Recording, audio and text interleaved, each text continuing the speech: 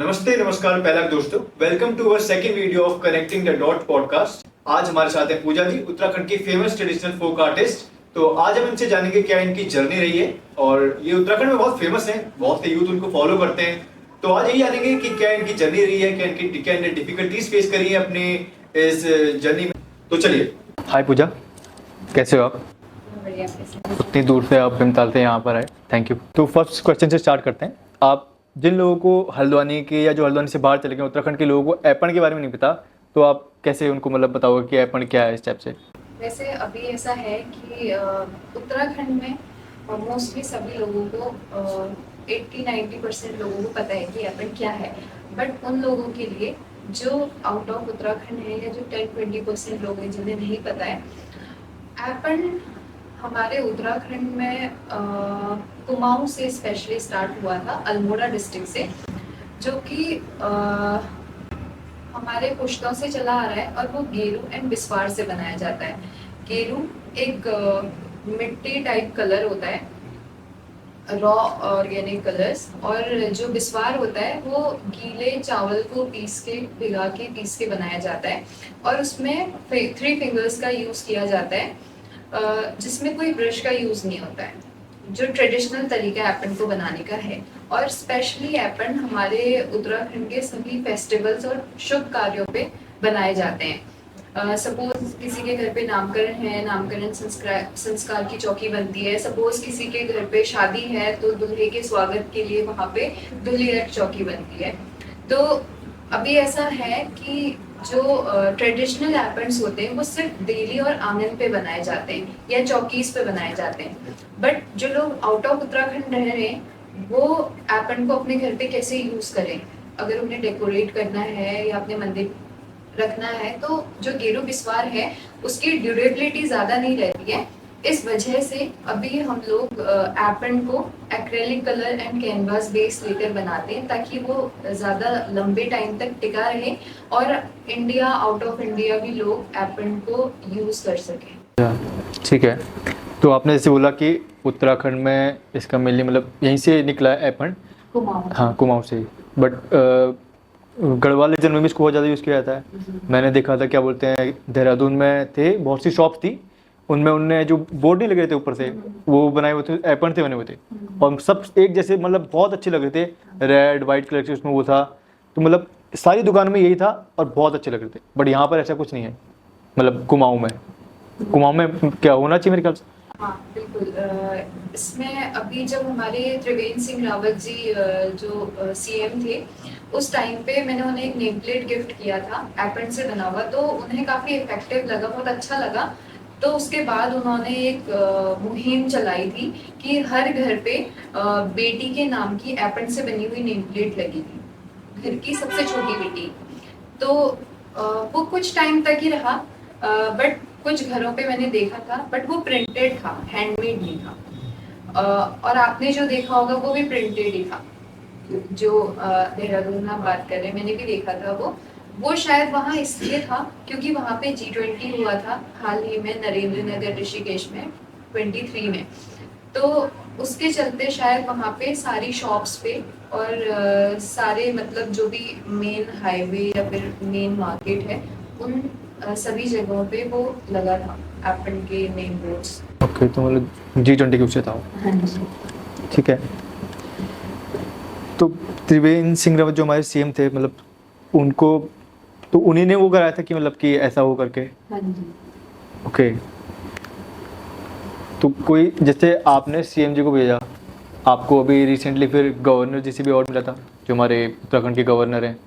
अभी आपकी जो ऐपण वो थी, आपकी जो ऐपण आर्ट थी जो आपने नीम करोली बाबा जी की थी, वो वाइस प्रेसिडेंट जी को भी वो भी दी। तो मतलब आप तो क्या कैसा फील होता है आपको मतलब? अच्छा लगता है क्योंकि मैंने स्पेशली ऐपण के लिए तो ऐपण के लिए बहुत काम किया है। पेंटिंग्स तो अब बनाना मैं स्टार्ट कर रही हूँ, क्योंकि ऐपण पे मैंने मेन फोकस किया था कि वो लोगों तक पहुँचे, क्योंकि जब स्टार्ट किया था तब ऐपण को कोई नहीं जानता था। अभी फिर भी बहुत ज़्यादा हद तक लोग जान रहे हैं, ऐपण पे काम कर रहे हैं, बट तब बहुत कम लोग कर रहे थे। तो ऐपण पे स्पेशली मैंने बहुत मेहनत की है, तो अच्छा लगता है कि ऐपण एक अच्छी स्टेज पे पहुंच चुका है। और मेरे मोस्टली जो ऑर्डर्स होते हैं, जो कस्टमर्स हैं, वो आउट ऑफ उत्तराखंड के ही। हाँ, वही चीज़ मैंने भी देखा था। जस्ट लाइक मैं एक जगह पर गया था, एक शॉप थी, वो उत्तराखंड के ऐसी कल्चरल ये चीज़ बेचती हैं पर काठगोदाम साइड में। तो उनने भी बताया कि उनके जो कस्टमर्स हैं वो कहते हैं कि उत्तराखंड के नहीं है, उत्तराखंड के लोग खुद ही पहाड़ी हैं। अब हल्द्वानी में तो पहाड़ी है और बाहर से भी हैं, तो उत्तराखंड के लोग खुद ही पहाड़ी है, तो उतना इंटरेस्ट नहीं दिखाते। जो लोग उत्तराखंड से बाहर जा रहे होते हैं, गाजियाबाद या बहुत सारे पहाड़ी रहते हैं, कुमाऊँ के रहते हैं, और आउट ऑफ इंडिया भी बहुत से अरब साइड में बहुत से पहाड़ी रहते हैं। तो वो लोग ले जाते हैं यहाँ से पहाड़ी चीज़ें, मतलब एज आ खुद को वो चीज़ प्राउड फील करने के लिए कि हम पहाड़ी हैं करके। क्योंकि उसका एक रीज़न है कि हम यहाँ रहते हैं उत्तराखंड में, तो चीज़ें यहाँ इजीली अवेलेबल हैं और थोड़ा बहुत हम अपने कल्चर से जुड़े हुए हैं, तो फेस्टिवल्स में वो चीज़ें कर लेते हैं। बट वहाँ पे ये है, बाहर जाते हैं तो वहाँ अलग अलग कल्चर के, अलग अलग स्टेट के लोग रहते हैं, तो कहीं ना कहीं उन चीज़ों का टाइम नहीं मिलता है कि क्रिएट कर पाए। तो इसलिए वो यहाँ से अपना जो भी हम लोग हैंडमेड बनाते हैं तो वो चीज़ें लेके जाते हैं, और वो अपने स्टेट से दूर हैं तो उन्हें वो ज़्यादा अच्छी लगती है चीज़ें और अपने घर की याद दिलाती है। हाँ, वही चीज़ है, वरना तो दिल्ली गुड़गांव में तो कोई कल्चर वैसे तो है नहीं। कल्चर इन द सेंस कोई हरियाणा का है, कोई बाहर साउथ साइड से आ रहा है, कोई नॉर्थ ईस्ट से आ रहा है, तो ऐसा कुछ कल्चर तो वो नहीं है। और वही है, पहाड़ के लोग ही ज़्यादा मतलब वो दिखाते हैं। मतलब आपको ऐसा कोई हिस्ट्री पता है मतलब एपन की, मतलब किसने स्टार्ट करता है ऐसे?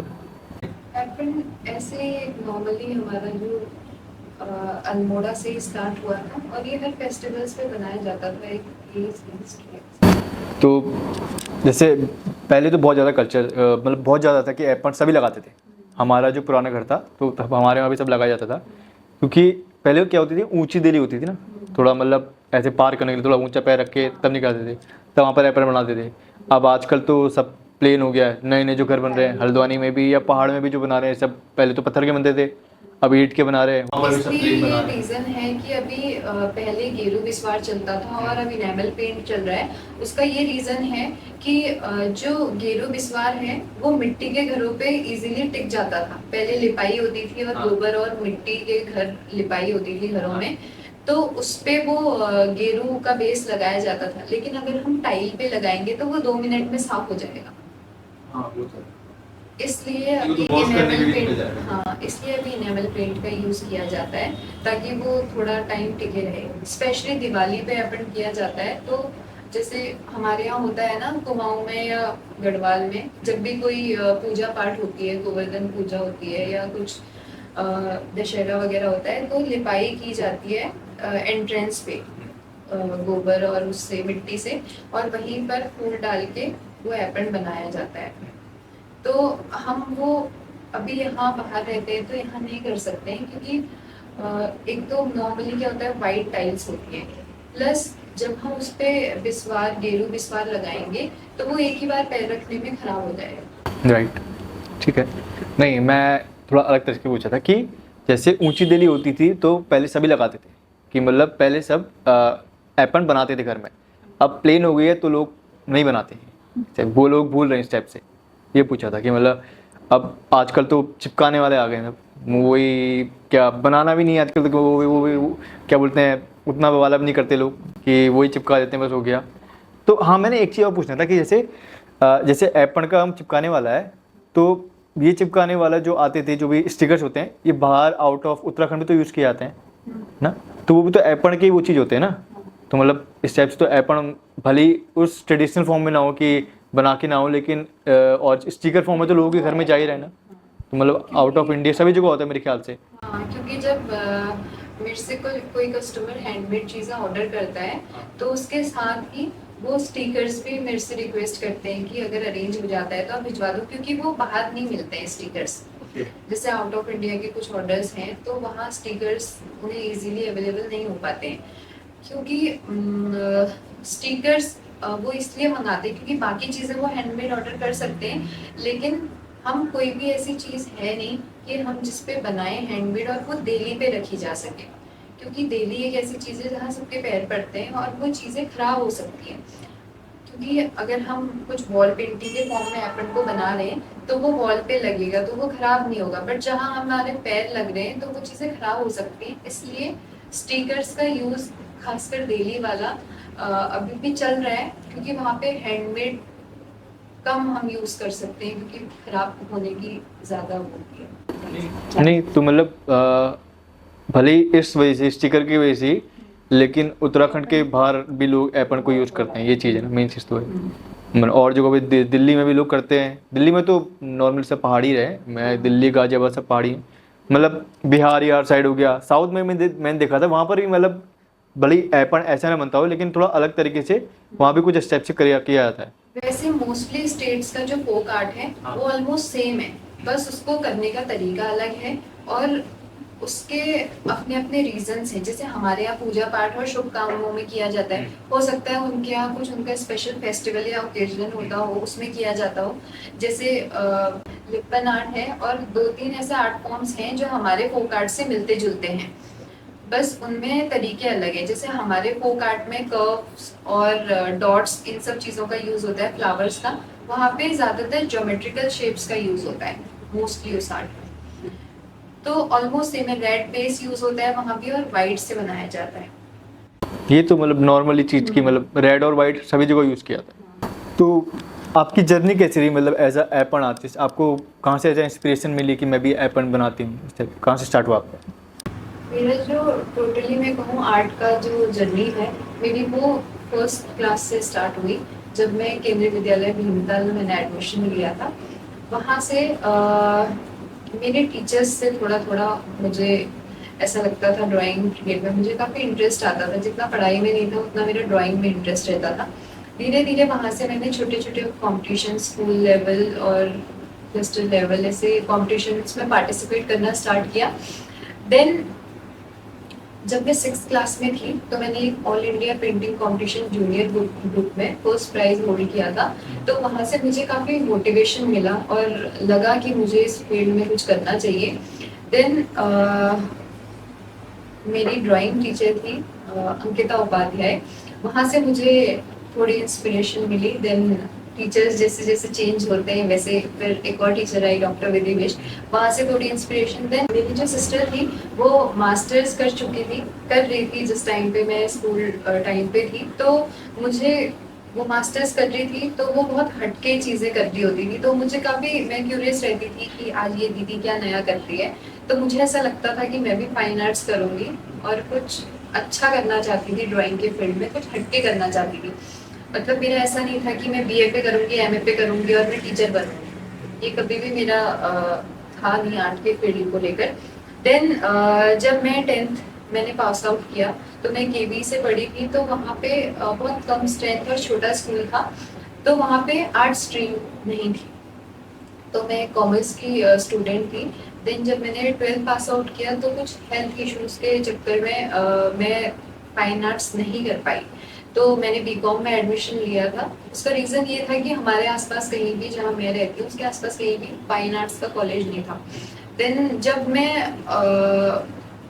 बीकॉम फर्स्ट सेमेस्टर में थी, उसके एग्ज़ाम्स होने वाले थे कि मैंने न्यूज़पेपर में देखा कि डीएसबी कैंपस में फाइन आर्ट्स आने वाला है नेक्स्ट ईयर, तो मैंने वहीं पे अपनी ग्रेजुएशन छोड़ दी थी, बीकॉम छोड़ दिया था एंड नेक्स्ट ईयर उसके प्रिपरेशन में लग गई थी। और फिर वहाँ से मेरी जर्नी स्टार्ट हुई थी as a fine art student. But जब मैं 10th 11th में थी तो मैंने काम ऐसे स्टार्ट किया था कि मुझे मेहंदी लगाने का बहुत शौक था। मेहंदी लगाने से मैंने स्टार्ट किया। देन मैंने पोर्ट्रेट्स के कमीशन वर्क स्टार्ट किए। देन जब मैं पोर्ट्रेट्स के कमीशन वर्क स्टार्ट कर रही थी वो कोविड टाइम था जब मैं बीकॉम फर्स्ट सेमेस्टर में थी और ये फाइन आर्ट्स आने वाला था। तो मुझे ऐसा लगा कि एपन जो हमारा फोक आर्ट है वो कहीं ना कहीं लुप्त होते जा रहा है, तो मुझे उसकी तरफ बढ़ना चाहिए क्योंकि बहुत सारे आर्टिस्ट मैंने देखे हैं, वो तो किसी भी स्टेट से हो सकते हैं, बट एपन आर्ट को प्रमोट करने के लिए अपनी उत्तराखंड से किसी न किसी को स्टेप लेना पड़ेगा। और उसका दूसरा रीज़न ये भी था कि मैं जब स्कूल लाइफ में थी अपने, मैं बहुत सारे कॉम्पिटिशन्स में पार्टिसिपेट करती थी, तो मैंने देखा था कि कहीं मधुबनी आर्ट पे कंपटीशन हो रहा है, कभी लिप्पन आर्ट पे कंपटीशन हो रहा है, बट कभी एपन आर्ट पे कोई कंपटीशन नहीं होता था, क्योंकि मुझे ऐसा लगता था कि हम उत्तराखंड से हैं तो एपन आर्ट कंपटीशन होना चाहिए, वो क्यों नहीं हो रहा है। तो मेरा मेन रीज़न वो था, वो मेरे माइंड में क्लिक हुआ था, जहाँ से मुझे एपन की तरफ बढ़ने का एक मेरे दिमाग में ख्याल आया था। तो मैंने कोविड टाइम से मोस्टली एपन की तरफ मैं आगे बढ़ी थी, और स्टार्टिंग में मैंने एक नॉर्मल कॉटन के क्लोथ पे एपन बनाना स्टार्ट किया था, और धीरे धीरे वहाँ से टी शर्ट्स, कॉफी मग्स वगैरह और चीज़ों पे, नेम प्लेट्स पे मैंने एक्सपेरिमेंट्स किए थे, और देन क्लोथ्स पे आए, साड़ीज़ पे आए, ऐसे एपन आगे बढ़ा। नाइस। तो जब आपने मतलब सोशल मीडिया के थ्रू आपको मतलब ज़्यादा लोग जानने लगे, मेन चीज़ वही है कि जिस लाइक आप ऐप बनाते हो तो था ही, जब आपने सोशल मीडिया में डालना स्टार्ट किया तभी लोग जानने लगे इस टाइप से। जी।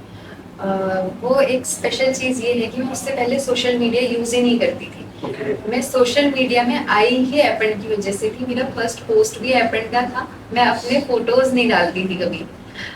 मैंने सिर्फ सोशल मीडिया को अपने काम के लिए यूज़ किया था, और वहीं से मुझे पहचान भी मिली, और वहीं से एपन को लोगों ने जाना, क्योंकि सोशल मीडिया को मैंने सही बताऊं तो एपन के लिए यूज़ किया, और काफ़ी अच्छा मेरे को एक रिस्पॉन्स मिला।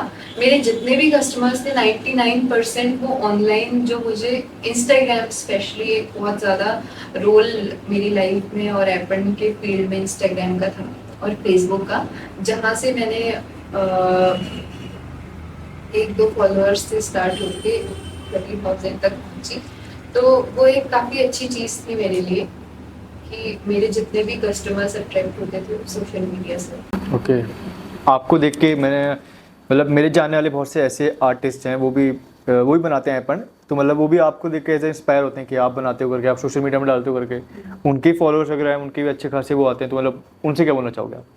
मैं स्पेशली उनसे ही नहीं, सभी जो भी हमारी जनरेशन है उनसे यही बोलना चाहूँगी कि हम किसी भी चीज़ को अगर पॉजिटिव वे में यूज़ करें तो बहुत अच्छी चीज़ है। जैसे हम सोशल मीडिया के हमेशा साइड इफ़ेक्ट्स देखते हैं, बट मैं अपनी बात करूँ तो मेरी लाइफ में सोशल मीडिया का एक अहम किरदार है, क्योंकि मैं जो भी हूँ मैं सोशल मीडिया की वजह से हूँ। क्योंकि मैंने जो अपना फर्स्ट पोस्ट और फर्स्ट प्रोडक्ट सेल किया था एप्पल का, वो मैंने सोशल मीडिया के चलते ही हुआ था, और जो हूँ आज सोशल मीडिया की वजह से हूँ। तो किसी चीज़ को अगर हम पॉजिटिव वे में अगर यूज़ करें तो बहुत अच्छा कर सकते हैं। और एप्पल आर्टिस्ट को मैं सब को ये बोलना चाहूँगी कि हम अपने उत्तराखंड के लिए अगर काम कर रहे हैं तो इनकम को थोड़ी देर के लिए साइड रख के हमें अपना कल्चर भी ध्यान में रखते हुए चलना है। क्योंकि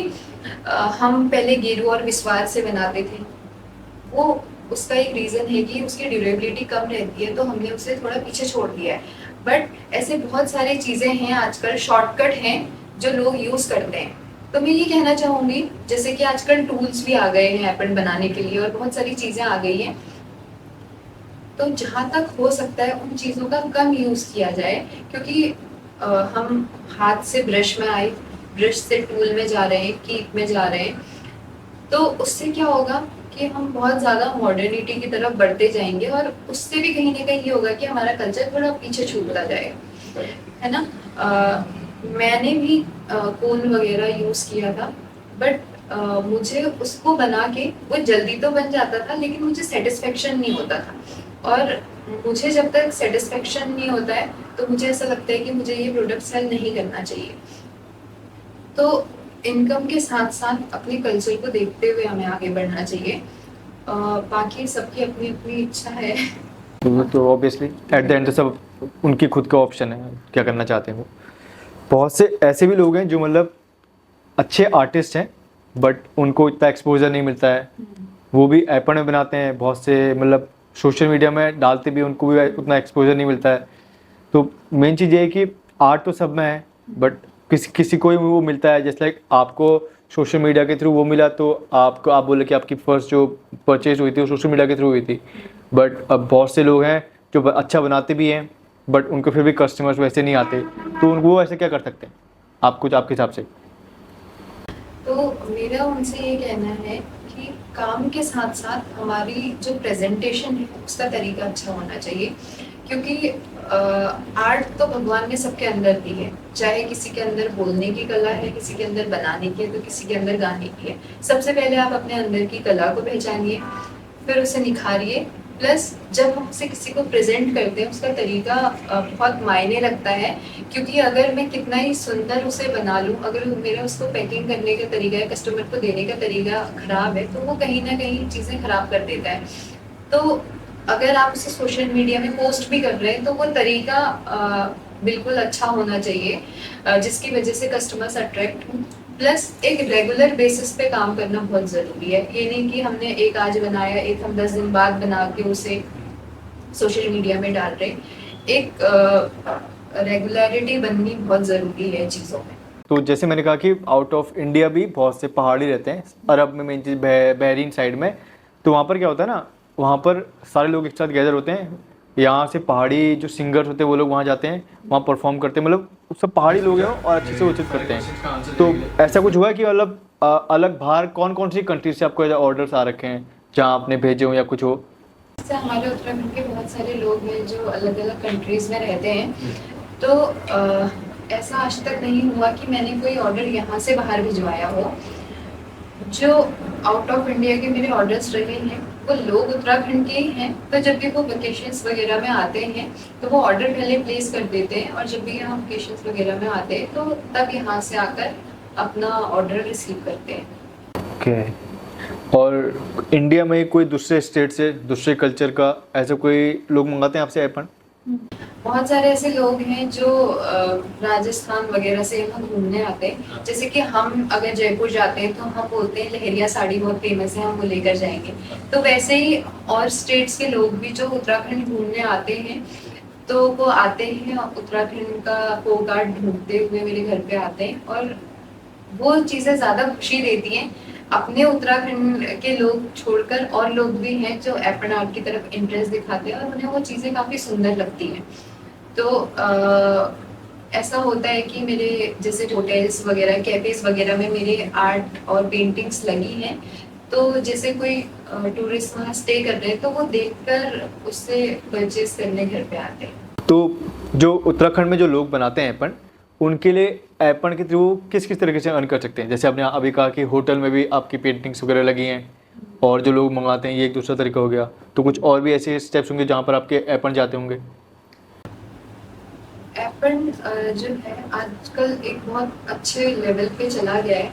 तो जैसे कभी भी कोई गवर्नमेंट इवेंट होता है, सपोज हमारे सीएम हल्द्वानी आने वाले हैं, तो कुछ उनके लिए जो भी सपोज यहाँ पे वो इवेंट होने वाला है तो उसके जो भी आसपास की वॉल्स है वो सारी पेंट करवाई जाती है, और उसमें 50% वर्क जो होता है वो एपन का होता है।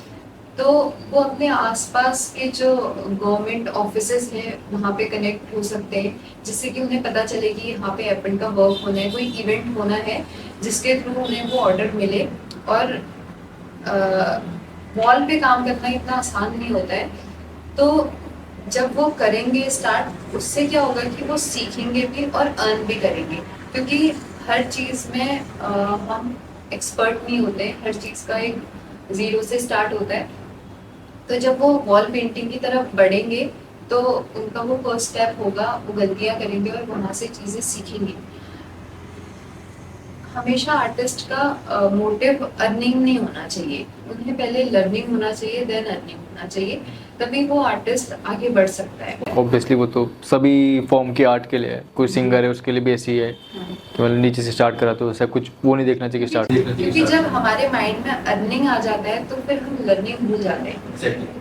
तो हमें मेन फोकस हमारा अर्निंग पे नहीं होना चाहिए, लर्निंग पे होना चाहिए, क्योंकि लर्निंग एक ऐसी चीज़ है जो हम किसी भी स्टेज में हों तब सीख सकते हैं। जैसे कि ऐसा नहीं है कि मैं बहुत अच्छी आर्टिस्ट हूँ, बहुत एक्सपर्ट हूँ अपनी चीज़ में, लाखों आर्टिस्ट हैं इंडिया में जो बहुत अच्छे हैं और मुझे बहुत कुछ सीखने को उनसे मिलता है थ्रू सोशल मीडिया, या फिर मेरे कुछ स्टूडेंट्स ही हैं, कुछ चीज़ें उनमें ऐसी हैं कि जो मैं कभी नहीं कर सकती और कुछ चीज़ें मेरे में ऐसी हैं जो वो कभी नहीं कर सकते।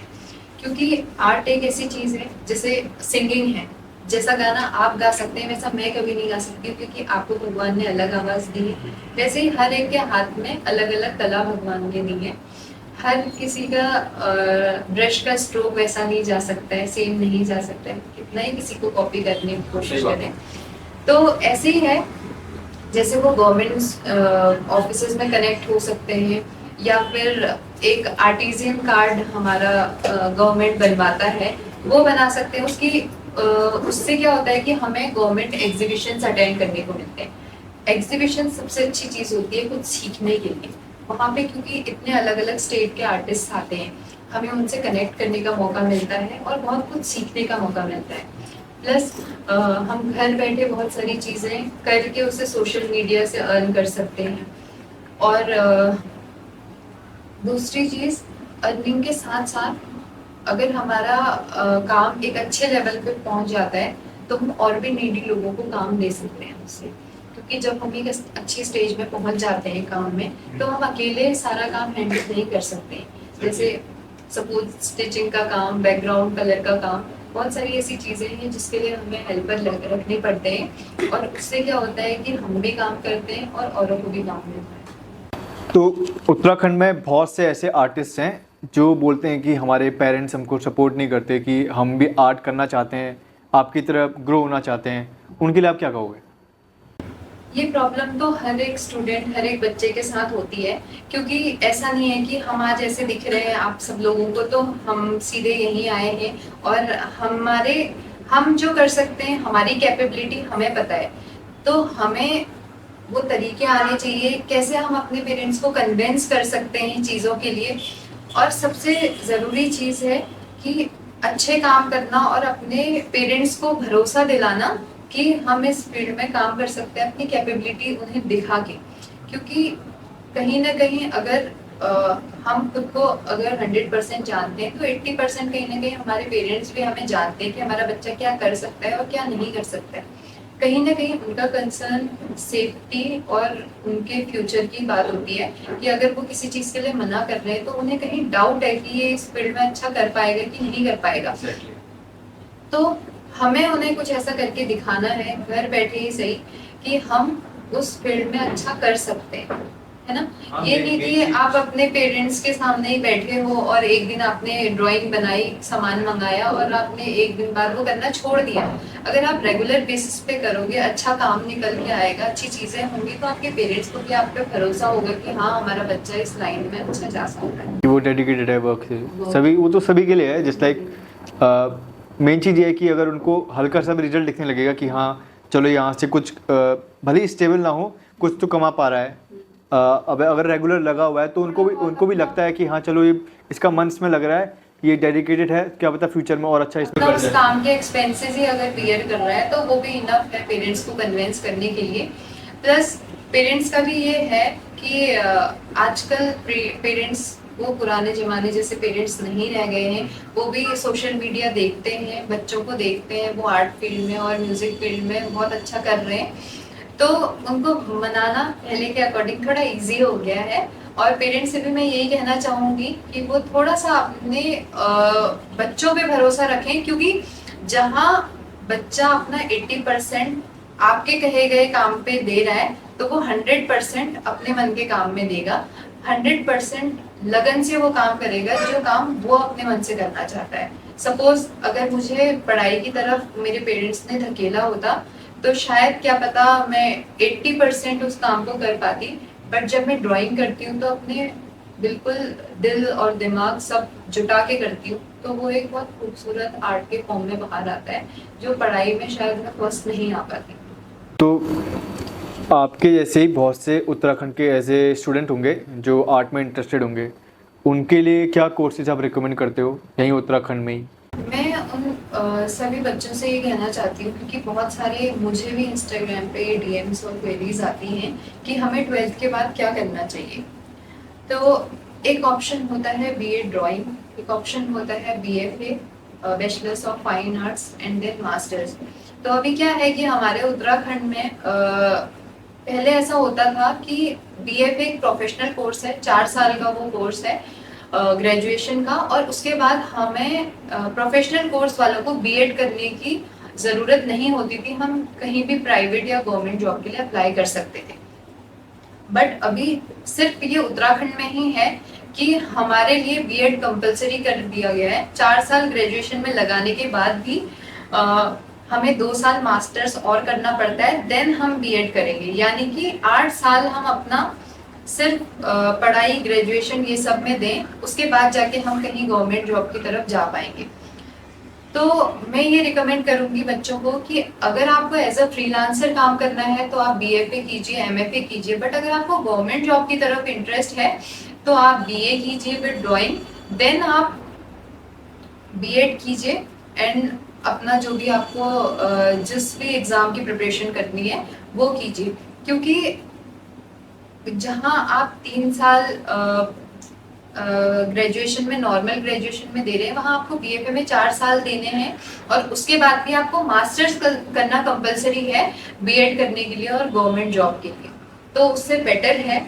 और अगर आपको प्राइवेट जॉब करनी है तो फिर आप किसी अदर स्टेट में जाके, एक ऑप्शन रह जाता है कि किसी अदर स्टेट में जाके आप पढ़ाइए, तो जो कि शायद ही हमारे उत्तराखंड के लोग, बहुत कम उत्तराखंड से बाहर जाना चाहते हैं।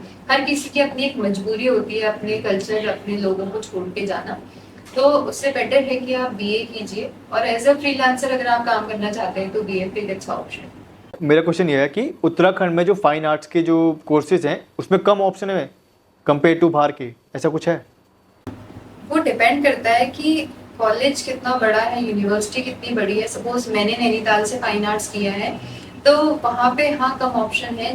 जैसे अगर मैं एमएफए करना चाहूँ तो सिर्फ वहाँ पे पेंटिंग ऑप्शन है, बट अगर हम बाहर से कहीं किसी अच्छी यूनिवर्सिटी, डीयू वगैरह से अगर हम फाइन आर्ट्स करते हैं तो वहाँ पे ये होता है कि मास्टर्स में हमें काफ़ी ऑप्शंस मिल जाते हैं, फोटोग्राफी, स्कल्पचर, अपना अपना जिस चीज़ में हम अच्छे हैं। यहाँ पे ये है कि अगर कोई बच्चा फोटोग्राफी में इंटरेस्टेड है या स्कल्पचर में इंटरेस्टेड है तो फिर भी उसे पेंटिंग ही चूज करना है एज अ सब्जेक्ट। तो आप क्या सोचते हो कि मतलब गवर्नमेंट की तरफ से गवर्नमेंट को क्या इनिशिएटिव लेना चाहिए जो आर्टिस्टों के लिए हेल्पफुल हो उत्तराखंड के? मैं अगर जॉब, जो बच्चे जॉब की तरफ जाना चाहते हैं, टीचिंग फील्ड में जाना चाहते हैं, उनके लिए तो मैं सिर्फ यही कहना चाहूँगी कि अगर ये बीएड वाला रूल अगर उत्तराखंड से हट जाए, ये क्योंकि सिर्फ उत्तराखंड में ही है और किसी स्टेट में नहीं है, तो ये काफ़ी हेल्पफुल होगा उन बच्चों के लिए जो आर्ट फील्ड से गवर्नमेंट जॉब की तरफ जाना चाहते हैं। क्योंकि ये एक बैरियर है आर्टिस्ट के लिए और आर्ट टीचिंग में जो जाना चाहते हैं उनके लिए, कि वो अपने 4 साल पहले यहाँ लगा रहे हैं, देन वो 2 साल पोस्ट ग्रेजुएशन कर रहे हैं, देन वो 2 साल फिर बीएड कर रहे हैं, तब जाके कहीं वो गवर्नमेंट जॉब में जा पाएंगे। वो भी उसकी कोई सिक्योरिटी नहीं है, अगर वो प्रिपरेशन करते हैं तो उसमें भी टाइम लगेगा, देन उनकी तो सारी एज ही ऐसे ही निकल जाएगी। एग्जैक्टली 10 साल वहीं पर पूरे वेस्ट हो जाएंगे, पूरे निकल जाएंगे। तो ये एक बहुत बड़ा बैरियर है उन बच्चों के लिए जो आर्ट फील्ड में एज अ गवर्नमेंट पोस्ट पे जाना चाहते हैं। और बाकी गवर्नमेंट की तरफ से मुझे ऐसा लगता है कि थोड़ा सा बहुत सपोर्ट तो मिलता ही है आर्टिस्ट को।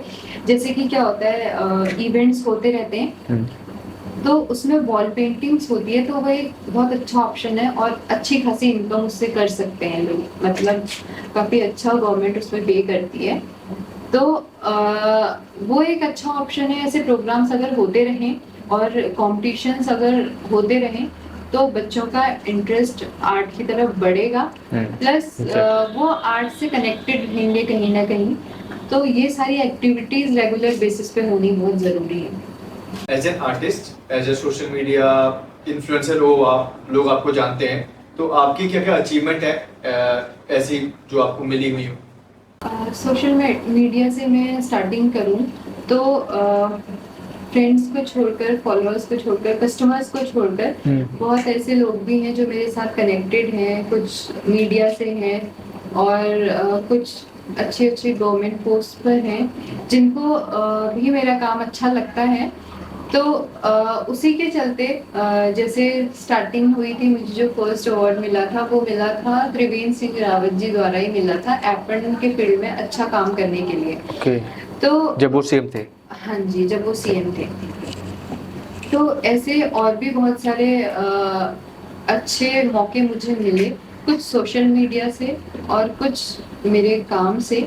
सोशल मीडिया से ऐसे कि जैसे रोनित रॉय हैं, बहुत फेमस एक्टर हैं बॉलीवुड के, और उनसे मिलने का मुझे मौका मिला था। और उनको जब उनसे मेरी सोशल मीडिया पे मैं कनेक्ट हुई थी, उनसे मैंने बात की थी, तो उन्होंने एकदम बोला था कि आप आइएगा मुझसे मिलने, और मैं उनके लिए एप्पल आर्ट लेकर गई थी, तो जो उन्हें बहुत अच्छा लगा था। मतलब वो काफ़ी अट्रैक्ट हुए थे हमारे उत्तराखंड की आर्ट से, और मैं उनके लिए एक टी केटल लेके गई थी जो उन्हें बहुत अच्छी लगी थी। और उस टाइम पे बहुत नई थी कि किसी ने केटल पे एक एप्पल आर्ट बनाया, जो केटल जिसमें धुआं लगा होता है, काली सी होती है, गांव में चूल्हे में रख के उस पे एप्पल आर्ट बना था, तो वो उन्हें काफ़ी अट्रैक्ट की थी। और फिर उस अवार्ड फंक्शन में कनेक्ट होके देन गवर्नर सर का जो गवर्नर हाउस है, वहाँ पे भी मैंने एक एग्जीबिशन अटेंड की थी, जो मेरे लिए बहुत अच्छी चीज़ थी कि मुझे गवर्नर हाउस में एग्जीबिशन लगाने का मौका मिला। और उन्हें मेरी पेंटिंग बहुत पसंद आई थी, और स्पेशली मैं उनके लिए हेमकुंड साहिब की एक पेंटिंग बना के ले गई थी, जिसका उन्होंने मुझसे प्राइस पूछा था, बट मैं उन्हें गिफ्ट करने के लिए लेके गई थी। तो मैंने उन्हें वो सेल ना करके उन्हें गिफ्ट की थी, तो उन्हें वो बहुत अच्छी लगी थी। और उसी के बाद अभी हमारे इंडिया के वाइस प्रेसिडेंट जब कैंची धाम आए थे, तो उन्हें भी मेरी नीम करौली बाबा जी वाली पेंटिंग गिफ्ट की थी, जो मेरी फर्स्ट एंड ओरिजिनल नीम करौली बाबा जी की पेंटिंग थी। तो ये कुछ चीज़ें हैं जो मैंने अचीव की हैं और जो बहुत अच्छी हैं। वैसे ये कुछ बड़ी अचीवमेंट्स हैं, लेकिन कुछ छोटी छोटी मेमोरीज हैं जो मेरे लिए बहुत स्पेशल हैं। जैसे कि न्यूज़पेपर में फर्स्ट टाइम मेरा आर्टिकल आना, और कुछ छोटी छोटी चीज़ें हैं जो बहुत अच्छी यादें हैं मेरी लाइफ में। तो मैं सभी आर्टिस्ट से यही कहना चाहूँगी कि अपनी जर्नी को कभी ब्रेक डाउन ना करें, मतलब एक कंटिन्यूटी बनाए रखें, वो बहुत ज़रूरी है किसी भी फील्ड में काम करने के लिए। तो अब इस टॉपिक से थोड़ा हटते हैं। मेरा आप क्वेश्चन उत्तराखंड पर है। बहुत से लोग उत्तराखंड को छोड़ के बाहर दूसरे स्टेट में जा रहे हैं जॉब करने के लिए, उन पर आप क्या सोचते हैं? क्योंकि उत्तराखंड में भी बहुत सारे रिसोर्सेज हैं, काम करने के लिए चीज़ें तो हैं, लेकिन लोग करना नहीं चाह रहे। क्या मेरा ये मानना है कि सबकी अपनी अपनी कोई ना कोई मजबूरी होती है। अगर वो बाहर जाते हैं तो कुछ फैमिली की रिस्पॉन्सिबिलिटीज होती है, कुछ बच्चों को पढ़ाने का रीज़न होता है, अपनी सिटी अपना गांव छोड़ के जाना हर किसी की एक मजबूरी होती है, क्योंकि अपना घर अपना पहाड़ छोड़ के कोई भी नहीं जाना चाहता है। लेकिन अगर हम देखें तो अपने आसपास ही जो लोग, जिनकी कोई मजबूरी नहीं है, जो लोग जॉब की तलाश कर रहे हैं, उनसे मैं ये कहना चाहती हूँ कि अपने उत्तराखंड में कितनी सारी चीज़ें हैं करने को, अगर हम करना चाहें तो रिसोर्सेज की कमी नहीं है। सपोज हम आज के दिन में अगर मैं देखूं तो हमारे उत्तराखंड में इतना टूरिस्ट आता है कि हम न्यूज़पेपर से भी कोई क्राफ्ट बना के बेचते हैं, तो वो भी एक मार्केट में इतना लोगों को अट्रैक्ट करता है कि लोग उसे लेकर जाते हैं। वो अगर वेस्ट मटेरियल से बन रहा है, अगर आप उससे 10 रुपए भी कमा रहे हैं, तो वो अपने आप में बहुत अच्छी बात है कि आप अपने घर पे रहकर चीजें बना के उसे 10 रुपए में बेच रहे हो। तो वो कहीं बाहर सिटी में जाके 100 रुपए कमाने से वो 10 रुपए ज्यादा बेटर है। Exactly. तो ऐसे बहुत सारी चीजें हमारे उत्तराखंड में जो कर सकते हैं। ये लड़कियों के लिए ही नहीं है, ये लड़कों के लिए भी है। आप देखिए आजकल अगर 10 में से 8% लड़कियां अगर एपन कर रही है, तो 2% लड़के भी कहीं ना कहीं एपन कर रहे हैं। तो मैं तो यूथ से यही कहना चाहूंगी कि किसी और को ब्लेम करने से अच्छा, गवर्नमेंट को ब्लेम करने से अच्छा, अपनी कैपेबिलिटी जानिए और अपने को थोड़ा सा एनहेंस कीजिए, और अपने जो आसपास के रिसोर्सेज हैं उन्हें यूज करके अपने उत्तराखंड में रहकर भी आप बहुत कुछ कर सकते हैं। क्योंकि गवर्नमेंट जॉब कितने लोग पा सकते हैं, तो इससे बेटर है कि भगवान ने हर किसी के अंदर एक कला दी है, चाहे वो किसी भी तरह की कला है, तो आप उसे निखारिए और उस पे काम कीजिए और पैसा कमाइए। तो एट द एंड आप क्या एज अ मैसेज देना चाहते हो उत्तराखंड के यूथ को? मैं उत्तराखंड के यूथ से यही कहना चाहूँगी, उत्तराखंड क्या पूरे इंडिया के यूथ से यही कहना चाहूँगी जो भी इस वीडियो को देख रहे हैं, कि सबसे पहली चीज़ कि आप डाइवर्ट ना हो किसी चीज़ से। आप चाहे किसी भी फील्ड में काम कर रहे हैं, सपोज आर्टिस्ट हैं, सिंगर हैं, या फिर पढ़ाई कर रहे हैं, तो जिस भी फील्ड की तरफ आप बढ़ रहे हैं उसमें बने रहें, क्योंकि जहाँ से चीज़ें ब्रेक होती हैं, कहीं ना कहीं ब्रेक लेना बहुत ज़रूरी है। बट जहाँ हम अपने ट्रैक से हटते हैं वहाँ चीज़ें खराब होती हैं। सपोज आपने एक क्वेश्चन किया था मुझसे कि कुछ लोगों की आर्ट लोगों तक नहीं पहुंच पाती है सोशल मीडिया में। तो उसका एक रीजन है कि ऐसा तो है नहीं कि हमें इंस्टाग्राम जानता है और हमें उसने फेमस कर दिया, है ना। तो उसके लिए सपोज आप सोशल मीडिया से ग्रो करना चाहते हैं या वहाँ से इनकम जनरेट करना चाहते हैं, तो उसके लिए भी एक रेगुलर होना ज़रूरी है कि अगर किसी का ये है कि हफ्ते में उसने एक रील डालनी है तो डालनी है, तो वो कंटिन्यूटी रहनी बहुत ज़रूरी है। वैसे ही अगर आपने अपनी पढ़ाई के लिए 1 घंटा बनाया है तो वो 1 घंटा बनाए रहना बहुत ज़रूरी है। ये हमें स्कूल में टीचर्स अगर समझाते थे तो हमें समझ में नहीं आता था, मुझे भी नहीं आता था, लेकिन अब आता है क्योंकि मैं अपने इंटरेस्ट के फील्ड में हूँ और मुझे पता है अगर रात को मैंने 2 घंटे ड्राइंग करनी है तो वो करनी ही अपने इंटरेस्ट से करनी है। जब तक मेरा खुद का इंटरेस्ट नहीं होगा, जब तक हम अपनी लगन से कुछ काम नहीं करेंगे, तब तक किसी के समझा के ना समझ आएगा और कोई हमें कितना ही मोटिवेट कर ले उससे भी समझ में नहीं आएगा। तो मैं सिंपल सी चीज़ आप लोगों से यही कहना चाहती हूँ कि अपने फील्ड को लेकर पहले तो आप ऐसा फील्ड चूज ही मत कीजिए जहाँ आपको कोई और उस काम के लिए प्रेशराइज कर रहा है। आप वो काम चूज कीजिए जिसमें आपका खुद का इंटरेस्ट है, क्योंकि जब आप अपने इंटरेस्ट का काम करोगे तो आपको किसी और को आपको मोटिवेट करने की जरूरत ही नहीं पड़ेगी। आप खुद अपने काम से मोटिवेटेड रहोगे और अपना बेस्ट दोगे। So thank you so much Puja आने के लिए, सबसे मेन थिंग, एंड मेरे सारे क्वेश्चंस का आंसर देने के लिए। इससे यूथ को हेल्प मिलेगी, जो आर्टिस्ट है उनको हेल्प मिलेगी हमारे उत्तराखंड के। Thank you so much. मैं आपको भी कहना चाहूँगी क्योंकि जहाँ तक मैं आपको देखकर समझ पाई हूँ कि आपकी भी एज बहुत ज़्यादा नहीं है और स्ट्रगल और मेहनत हर काम की शुरुआत में लगती है, क्योंकि चाहे वो गवर्नमेंट जॉब हो, चाहे वो ये कंटेंट क्रिएटर है, मैं आर्टिस्ट हूँ, तो हर काम में शुरुआती दौर थोड़ा मुश्किल होता है, बट उसका जो फल होता है वो मीठा होता है। तो कैमरे के सामने सब कुछ अच्छा लगता है, बट जो उसके पीछे की मेहनत है वो बहुत ज़्यादा होती है। तो आप भी अपने आप में बहुत सारे यूथ के लिए एक इंस्पिरेशन है। तो आप सभी से मैं ये कहना चाहती हूँ कि आप भी मेहनत कीजिए और जो आने वाली जनरेशन है उनके लिए इंस्पिरेशन बनिए।